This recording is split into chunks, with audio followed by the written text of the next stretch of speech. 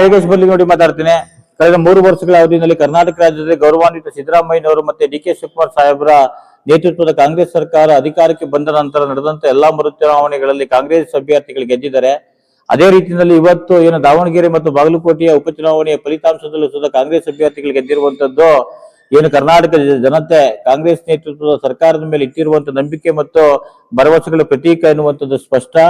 ಆ ಕಾರಣದಿಂದ ನಾನು ಗೆದ್ದಂತ ಅಭ್ಯರ್ಥಿಗಳಿಗೆ ಮಂಡ್ಯ ಜಿಲ್ಲಾ ಕಾಂಗ್ರೆಸ್ನ ವತಿಯಿಂದ ಅಭಿನಂದನೆ ಸಲ್ಲಿಸ್ತಾ, ಕ್ಷೇತ್ರದ ಜನಕ್ಕೆ ಕೃತಜ್ಞತೆಯನ್ನು ಸಹ ಸಲ್ಲಿಸ್ತಾ, ಏನು ಈ ಒಂದು ನಮ್ಮ ಕಾಂಗ್ರೆಸ್ ಸರ್ಕಾರ ಜನಪರವಾದಂತ ಆಡಳಿತನ ಕರ್ನಾಟಕ ರಾಜ್ಯದಲ್ಲಿ ಮಾಡ್ತು, ಅದರ ಪ್ರತೀಕದಂತೆ ಈ ಚುನಾವಣೆಗಳು ಹೊರಹೊಮ್ಮುತ್ತಿರುವಂತದ್ದು ಸ್ಪಷ್ಟ. ಏನು ವಿರೋಧ ಪಕ್ಷದ ನಾಯಕರುಗಳು ಕಾಂಗ್ರೆಸ್ ಸರ್ಕಾರವನ್ನು ಮತ್ತು ಗೌರವಾನ್ವಿತ ಸಿದ್ದರಾಮಯ್ಯನವರನ್ನ ಡಿ.ಕೆ. ಶಿವಕುಮಾರ್ ಅವರನ್ನ ಟೀಕೆ ಮಾಡ್ತಾರೆ, ಅವ್ರ ಆತ್ಮಾವಲೋಕನ ಮಾಡ್ಕೊಳ್ಳಿ. ಕರ್ನಾಟಕದ ಜನತೆ ಕಾಂಗ್ರೆಸ್ ಸರ್ಕಾರದ ಮತ್ತು ಕಾಂಗ್ರೆಸ್ ಸರ್ಕಾರದ ಜನಪರವಾದಂತಹ ಆಡಳಿತದ ಪರವಾಗಿದ್ದಾರೆ ಎನ್ನುವಂಥದ್ದು ಎಲ್ಲಾ ಚುನಾವಣೆಗಳ ಫಲಿತಾಂಶದಿಂದ ಹೊರಬೀಳ್ತಾ ಇರುವಂತದ್ದು ಸ್ಪಷ್ಟ.